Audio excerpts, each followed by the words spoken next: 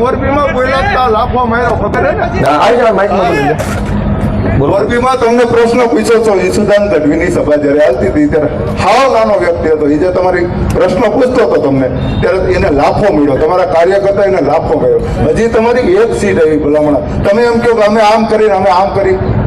ભ્રષ્ટાચાર વિરોધી પાર્ટીના બણગા ફૂંકતી આમ આદમી પાર્ટીને જ્યારે સવાલ કરવામાં આવે છે ત્યારે લાફા પડે છે તે ભૂતકાળમાં જોયું છે. પણ તેવામાં હવે ગોપાલ ઇટાલિયાની સભામાં એક વ્યક્તિ આવે છે અને તે સવાલ કરે છે ત્યારે ગોપાલ ઇટાલિયા કહે છે કે ભાજપના લોકો પૈસા આપીને સવાલ કરાવવા માટે આ લોકોને મોકલી રહ્યા છે. ગઈકાલે રાજકોટમાં ગોપાલ ઇટાલિયાની સભામાં એક વ્યક્તિ સવાલ કરવા ઊભો થતા બૂમાબૂમ થઈ અને પછી શું થયું તેની વિગતે વાત કરીએ આ વિડીયોમાં.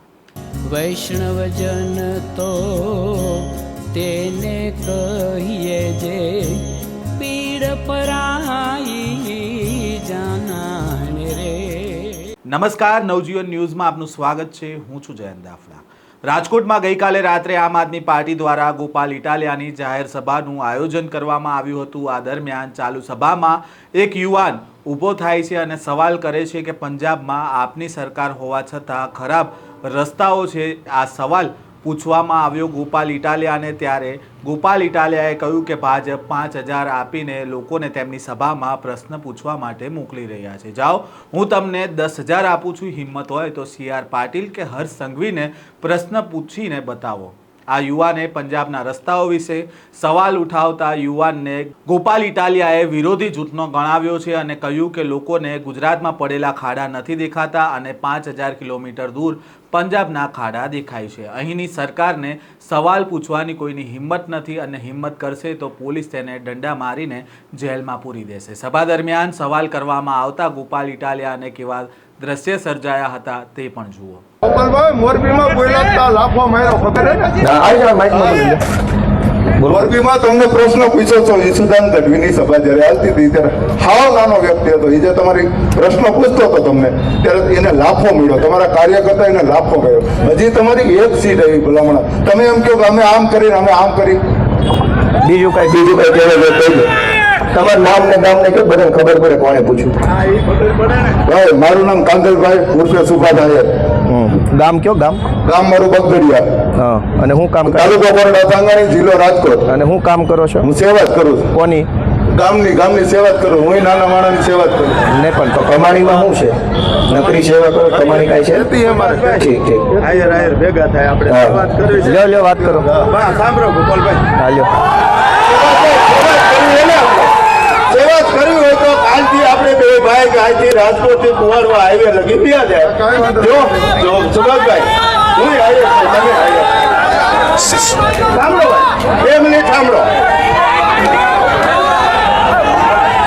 સુભાષભાઈ, હું કાલ તમારી સાથે મારું ગામ કુંવારવાની બાજુનું નજીક રાખો. કુંવારવાની બાજુનું ખાતરા ગામ મારું. હું કાયમ કુંવારવા જોઉં છું. ટ્રાફિક પોલીસ સરકારની નીચે છે બિચારી, પોલીસનો હું વાત નથી દેતો. હજી 3 દી પહેલા ખખાણાનો એક વ્યક્તિ હવા મહિનાનું છોકરું દવા લેવા આવ્યું હતું. હવા મહિનાનું છોકરું.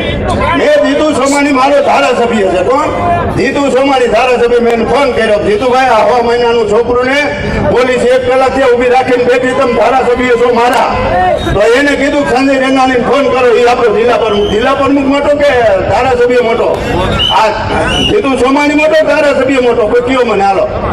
તો ભાઈ આવી સરકારમાં આપણે કઈ કરાય નહીં. આમાં તો મને સપોર્ટ આપો કાલથી, હું ખુલ્લો તમને કહું છું.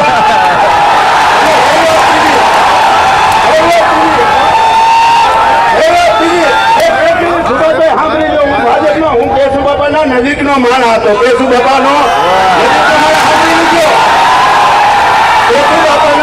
કેશુ બાપા મારા ગામના ભાણે. કેશુ બાપાને વિસાવદરથી મુખ્યમંત્રી બનાવ્યા. તે પછી આપણા નરેન્દ્રભાઈ મુખ્યમંત્રીમાં આવ્યા. 1 સપ્ટેમ્બરને મનાવો કે 1 સપ્ટેમ્બર હાંડી બતાવો મને. અત્યારે ભાજપ ભેગો આજથી જાઓ. મારા ભેગા હવારે મારા ભેગા ગોપાલભાઈ. એમાં એવું છે 10 વાગે પૂરું કરવું પડે. તમારી સરકાર પંજાબમાં છે. ભલે ભલે ભલે એક પ્રશ્ન ના ના પૂછવા દો. તમારી સરકાર પંજાબમાં છે તો ત્યાં જબરભાઈ ખાધા નથી એમ નથી. કોણે કીધું નથી? કેટલા વિડિયા તમારે બતાવો. નથી? તમે એમ તો રાજકોટમાં ખાધા સુભાષભાઈ સાંભળો, તમારી બધી વાત કહેવાય ગઈ કે બાકી રહી ગયું છે, આવી ગયું બધું. સાંભળો તમામ મિત્રોને વિનંતી ભારત માતા કી. આ વાત બધા મિત્રો નીચે બેસી જશો. ગોપાલભાઈને આપણે સાંભળવા છે. એમાં સુભાષભાઈ એમનું એવું કેવું છે કે પંજાબમાં તમારી સરકાર છે તો હું ન્યાય રોડમાં ખાડા નથી. તો એનો એક જ જવાબ છે કે અમને તો અમારા પગના ખાડા દેખાય, તમારી જેવી લાંબી આંખો અમને ભગવાને નથી આપી. આઈમાં નથી દેખાતા, ઘરના દેખાય. તમને ભગવાને 5000 કિલોમીટર લાંબી આંખો આપી છે, તમને દેખાતું છે, અમને અહીંયા દેખાય છે. એટલે હવે અમને ભગવાન એવી આંખો આપશે, તમે અમે એકદમ ખાડા ગોતતી આવશું ને અહીંયા બતાવશું. બેઠા એવા આપણી પથારી બદલી ગઈ છે, ગામના બોગડા ક્યાં બદલવાની વાતો કરીએ. આપણે પથારી બદલી ગઈ છે, ગામના બોગડા બદલવા એ ન હોય. રાજકોટમાં બેઠા હોય તો મારે હું અમદાવાદની વાત કરવાની, અને રાજકોટમાં જઈને રાજકોટની વાત આવતી હોય. તો હમણાં સુભાષભાઈ તો બહુ સારા માણસ છે, સજ્જન માણસ છે, પણ હમણાં ભાજપ વાળા આ ધંધો ચાલુ કર્યો. 5-5 ખિસ્સામાં નાખીને એટલે ગમે એવું સોટી જાય. પણ અમને 5000 રૂપિયામાં આવી વાતો કરો છો, અમે 10,000 આપી જાઓ. પાટીલને પ્રશ્ન પૂછો છે, તમારા દમ હોય છે. પૂછો પાટીલને પ્રશ્ન, રાજકોટના અગ્નિકાંડના આરોપીને કઈ જેલમાં પૂર્યા છે? પૂછો પાટીલને પ્રશ્ન. 10,000 રૂપિયા હું આમાં આપું. ભાજપ વાળા 5,000ની પટ્ટી ખિસ્સા મૂકો, ગમે એવો પ્રશ્ન, અમને ક્યાં વાંધો છે? પણ આપણે 10,000 રૂપિયા પૂછો સંઘવીને પ્રશ્ન, ગંભીરા ઉપરથી બ્રિજની નીચે તૂટીને જે મરી ગયા ને કઈ સહાય આપી તમે? આખા રાજકોટની અંદર ડ્રગ્સ વેચાય છે, બેફામ યુવાનોનું જીવન બરબાદ થાય એટલે હું 10,000 રૂપિયા ખિસ્સામાં નાખું. પૂછો જાય ભાજપ વાળાનો પ્રશ્ન. ગોપાલ ઇટાલિયાનો પ્રશ્ન પૂછવાથી ગુજરાતની જનતાનું ભલું થતું હોય તો આખો મહિનો અહીંયા બેસી જવા તૈયાર છું. બધા આવીને મને પૂછી જાઓ. પ્રશ્ન જ્યાં પૂછો ત્યાં પૂછો મારા વાળા, તો ગુજરાત આખું સુખી થાય. મારી સરકાર આવે દીધી મને પૂછ્યો, આ જેની છે એને પૂછો, પણ ત્યાં પ્રશ્ન પૂછો ઢીંડા ભાંગી નાખે પોલીસ વાળા વાટે રૂપાવે ભલા. એટલે અમને પૂછો એમાં કઈ કોઈ મહાનતા નથી. અમને પ્રશ્ન પૂછો એમાં મહાનતા નથી. બહુ મૂછે વળ ચડતો તો પૂછો સીઆર પાટીલને જો પાછા આવવા દે તો કહેજો મને.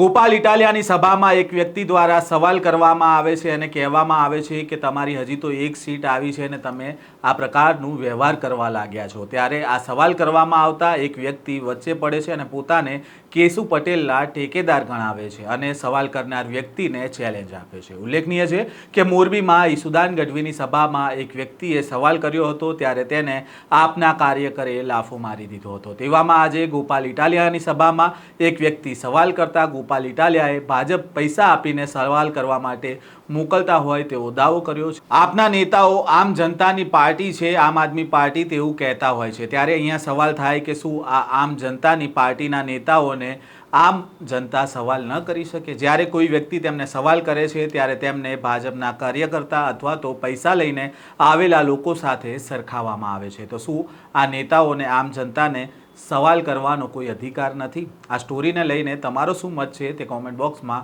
જરૂરથી જણાવજો. આ પ્રકારના અહેવાલ અને સમાચાર સાથે ફરી મળીશું. નમસ્કાર.